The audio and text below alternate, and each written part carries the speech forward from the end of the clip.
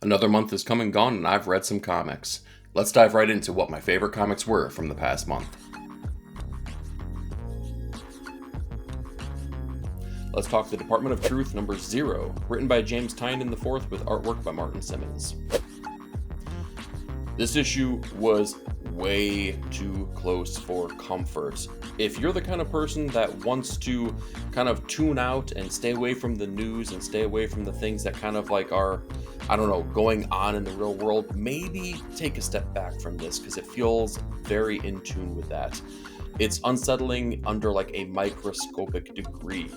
Simmons on art is a welcome, addition back to this team, right? I feel like we had that other arc with a different artistic approach that really worked, but I feel like the storyline drug on a little bit more, and this was centered all around kind of the idea of the Pizzagate conspiracy and kind of like the people behind that mechanism, and maybe the team that is like kind of taking over the Department of Truth, I think, maybe a little bit. We had our main players, but now our main players are kind of playing the part of the resistance. And I like the way that they're kind of developing these new ideas and kind of starting to lay the seeds of pitting them all against each other. On top of that, we get a backup part of the issue here as we kind of dive back into the past with our agent that was dealing with Marilyn Monroe in the past. Well, now they got to deal with the idea of Elvis Presley as well. It was a great issue. I love seeing Martin Simmons back on this book. I'm very critical of James Tynion books because most of the time they don't do it for me, but when it's done right, it really hits hard. This one definitely hit hard. And with my top comic of the week, let's talk Kaya number 30, written and drawn by Wes Craig. So Kaya has been through some stuff, and they've made some unsavory decisions on their journey within these 30 issues.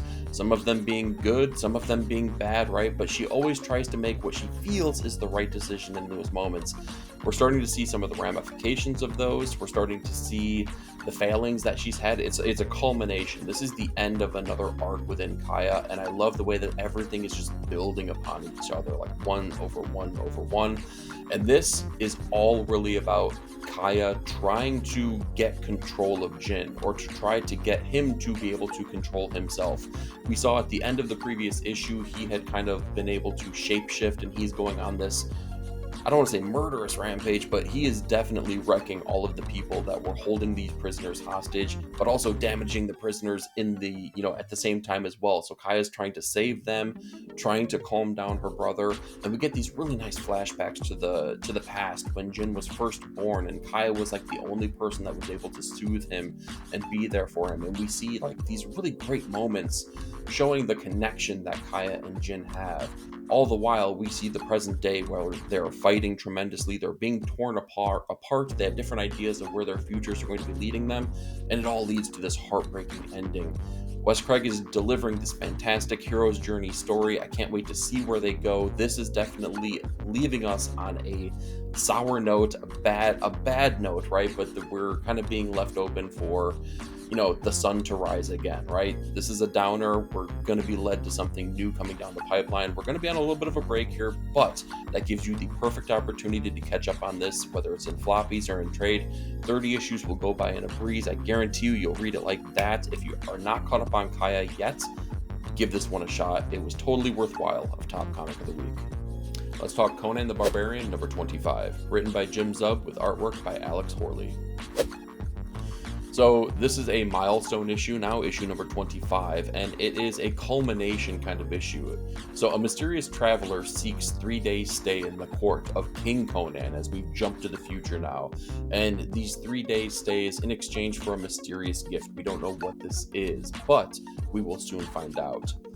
Jim Zub is just straight up flexing in this issue. He's flexing his Howard knowledge, he's flexing his writing prowess, his ability to craft a great standalone milestone issue. It's all on full display here because we get every single one of those things. I love seeing King Conan, a different character, kind of, you get to see live in his mind, which is very much different than the younger Conan characters, and you get to see kind of where his mindset is along with his companions as well. But I have to say, what makes this issue really stand out in a big bad way is the painted artwork by Alex Horley.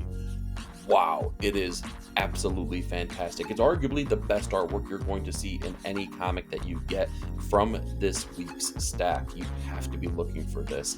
Jaw-dropping moments here as we get to see basically a love letter to Conan's time as the mysterious traveler kind of puts him through the trials of things that he's happened in the past.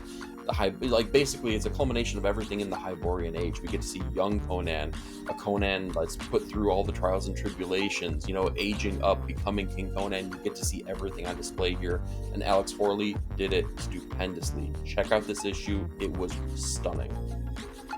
And for this week's top comic, let's go ahead and talk about The Power Fantasy number 12, written by Kieran Gillen with artwork by Casper Wingard. So we pick up in the aftermath of the previous issue's cliffhanger where there was an assassination, not just attempt, but culmination. It actually happened. And now we get to see that everything Eliza and Dev had anticipated is not necessarily working out the way that they thought it might. Every single character has different feelings and reactions towards Ation's murder, and while they may be free, it doesn't mean that they are all safe at this point, and I really love that we get to play with that. On top of that, we also get the origin story of Ation, and it is a doozy. It is just crazy. They play with so much here, and so much of it is something that is just outside of the scope of anything that we ever could have been anticipating here. Casper's color work here is also stellar, particularly in the flashbacks where we get a lot of gray tones with some sepia in there. It really, really works in a big bad way to kind of make those flashbacks really pop. On top of that, when we get the revelation of what has happened to Ation, let me just say, Casper renders it perfectly. There is a big cross-section double-page spread here that it just works so well, man. The combination of Kieran Gillen and Casper Wingard are really showing that this is the best superhero comic that hit stands every single week. I'll keep saying that until I'm blue in the face, but let me tell you, Power Fantasy number 12 is absolutely worthwhile of Top Comic of the Week. Let's talk Racer X number 2, written by Mark Russell with artwork by Nuno Platti. So this is kind of cool. It's kind of running on parallel tracks, Racer X, with the Speed Racer ongoing, and we get kind of a new viewpoint, right? We kind of get this Rashomon-like effect where we're seeing the same events that take place within Speed Racer, but now through Racer X's eyes, so we get that new perspective.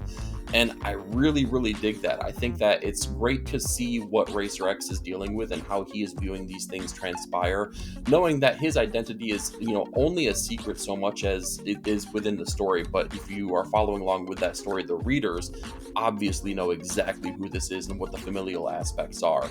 But I think that Mark Russell does a great job at delivering all of the heartfelt emotion behind that character and why he is helping out Speed as much as he is, and where he is kind of like still looking in on his family and seeing what he can do and how he could be, beneficial to them, especially his father, who is now in the hospital after suffering that heart attack.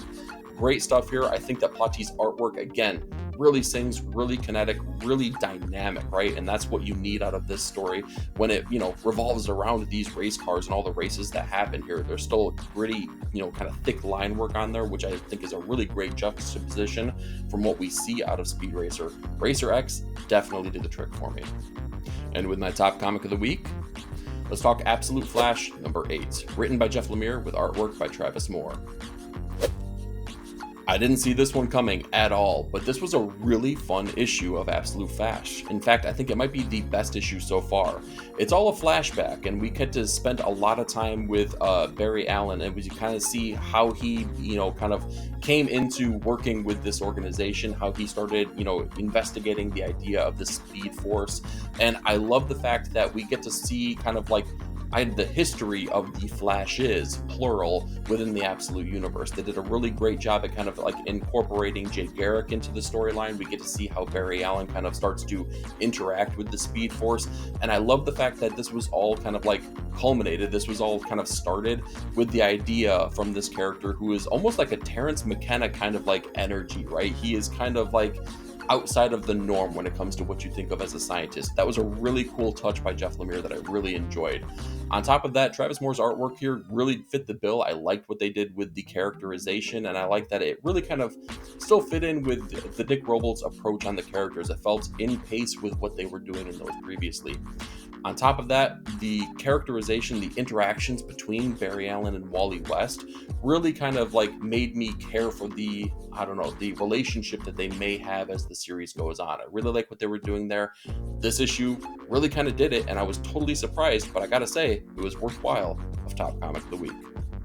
Next up, we have Universal Monsters, The Invisible Man, number 3, written by James Tynion with artwork by Danny. So in this issue, Jack knows his experiments will soon need to bear some fruit, so he takes some drastic measures and prepares things for human trial. The narrative in this book, right, this issue, but also the entire series, it's so diabolically heavy-handed because Jack is so clearly already a monster in his own right. But I love how that plays against the subtlety and the subtle little hints and the way the artwork kind of maneuvers and makes its way through each and every issue. This one included. There are so many little background hints and so many artistic choices that kind of like, I don't know, they show like what is coming down the pipeline in a really great way. A lot of the shadow work that is used, particularly on Jack, kind of make him look like this skeletal figure, even though he has not become the Invisible Man as of yet. There's so many really great like nods to what he will be and what's coming down the pipeline. Danny does such great work on here. The other part though about the narrative, it's like impossible not to want to take every character that is not the Invisible Man in this series and just take them by the shoulders and shake them and be like, why aren't you stopping this dude? Because he is so clearly evil, and at every turn he kind of continues to be able to get away with every little thing that he's doing, and it's so incredibly frustrating. But this being a prequel to the movie, of course we know how things are going to turn out. I'm having a lot of fun with the build-up of everything that's happening here. We're almost at the end point of this, and I have to say, things have kind of built to a fever pitch with issue number 3. So now it's going to be really exciting how they play with issue number 4 and see how that really kind of like starts interacting with the movie proper as well. So that's going to be some fun things to play with here. Definitely check this one out. And with my top comic of the week, let's talk Skinbreaker number 2, written by Robert Kirkman with artwork by David Finch. So Anak reluctantly has to do battle now with the chieftain in place, and he knows that he is going to have to basically, he's going to have to best him in battle, which means that is a fight to the death. And he knows that he needs to do it, even though he is fighting himself and trying to look for any way out of this that he could possibly take. Not because he's fearful of not being able to win, because he doesn't want to win and because he believes in everything that the chieftains put forward. And wow. This issue had so many tiny details here, particularly from Finch, that is worked into every single page. This is a feast for the eyes. It is meticulous and hyper detailed and so rendered, and it works so incredibly well. You can tell the time that must have taken for Finch to actually like get these issues done. It shows so perfectly. There's a scene where it's a splash page where everyone is kind of getting ready for the battle, and it's like you can see every hair follicle of one of the bystanders watching this fight take place. Nothing was left off of the page here. I love Kirkman's, the way that he is bringing forward the heart behind this, right? He injects so much hopefulness in this, even though we're looking at this precarious, like, balancing act of good versus evil, as Anak wants to be the leader of this tribe, and he doesn't want to be the leader, but he knows the way that this tribe should kind of move forward, and he's trying his best to hold kind of like, some of the more dastardly people back from being able to take over the tribe. The other cool thing about this issue is that I did not anticipate us kind of taking a jump in time here, but we do, and we kind of get to see a little bit down the path of what's happening with this tribe after Anak does the thing that he needs to do. So, man, there's a lot to kind of like, just pour over in this book. Great artistic detail, really great writing here that leaves a lot on the page too. They're not overtelling basically. There's also when that time jump happens, there's a great visual representation of that as well that David Finch deserves all the credit in the world for. This is a great team. It kind of makes me feel like I want this to be an ongoing series. We know it's a limited series, but I gotta say, I'm gonna enjoy each and every issue that we get, and issue number 2 was absolutely worthy of Top Comic of the Week. Let's talk Absolute Batman 2025 Annual Number 1, written by Daniel Warren Johnson, James Herron, and Meredith McLaren, with artwork by Daniel Warren Johnson and James Herron and Meredith McLaren. This was an amazing book. It's arguably the one that's kind of harbored the most conversation this week when it has come out, and it was worthwhile of said conversation. The trio have a standalone story, each one of these people. So Batman's approach is juxtaposed by a priest, Batman stops a home invasion, and Batman needs the people. That's kind of like the scope of what we're dealing with here for like kind of taking everything and smashing it together. But I have to say, this is going to ruffle some feathers in the Batman community, right? This comic does a really good job at conveying, I think, what superheroes need to be and what superheroes have historically been, right? They help the oppressed. That's what they're there to do. They stop the villainous aspects, and that's exactly what the D-Dub story is all about. We have historical comics. We have such things, as Captain America punching Hitler, right? So the things that happen in the storyline, while they are very absolute, right, and very Daniel Warren Johnson, I feel that they're very appropriate for the storyline that's taking place here. I loved seeing what Batman can and should do, but arguably more importantly, I like the conversation that's had between Batman and the priest and the flashbacks that we get with Bruce Wayne and his father, knowing the approach at helping people. And while different people have different approaches, there's no right answer. What is a right answer, though, is helping those in need. And that's exactly what's happening. And it was a really cool way to deliver that message. James Herron's story kind of harkens back to the time in the very first arc where the Black Mask had distributed all of his Black Masks and the weapons, right, amongst the community, and kind of like encouraged them to go create violence.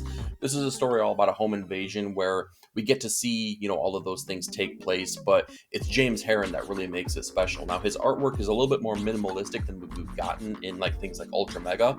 And while I would have liked the approach that he took on Ultra Mega, which was like, I don't know, just absolutely crazy, this is a more minimalistic approach. And it wasn't bad by any means, but would I have liked to see it cranked up to 11? Yeah, kind of. All in all, though, this was a really fantastic annual. Make sure you check it out. And with my top comic of the week, let's talk Batman and Robin Year 1, number 12, written by Mark Waid with artwork by Chris Samney. So Batman and Robin take on Dent and Clayface here for the final time, at least within this series. And this series and this issue were a beautiful look at the mythos of Batman and Robin. This was just a perfect culmination of everything that makes this comic special, what makes this duo special, and it was on full display. It was undeniably fantastic. There is a heartbeat to this story here, and I think that Mark Waid and Chris Samney were the team that were going to be able to deliver this in the absolute best way possible. The artwork is stunning. It has been never taken a page or a panel off throughout the entire series. This is no different than what we've gotten here. But the thing that's kind of fun about this is that it feels different than every other issue that we've gotten within the series, as it's all kind of been about the build-up, right, of this relationship. And there's been trials and tribulations, and they've been pulled apart. And this is all about kind of like them finding the best version of themselves and then moving forward as the dynamic duo. And we get the cheese and we get the campiness that Batman is kind of known for, particularly from the 66 TV show, but they kind of incorporate those things in such a loving way. And on top of that, we get to see the change that takes place in Bruce Wayne, Dick Grayson, Batman, and Robin. Great series. This is just the perfect ending to one of the most, it's just the most fantastic series of the year. Make sure you check this out if you haven't been following along on floppies. Get the collected edition. This is going to be evergreen. It's going to bring a smile to your face. I guarantee it. It was absolutely worthy of top comic of the week.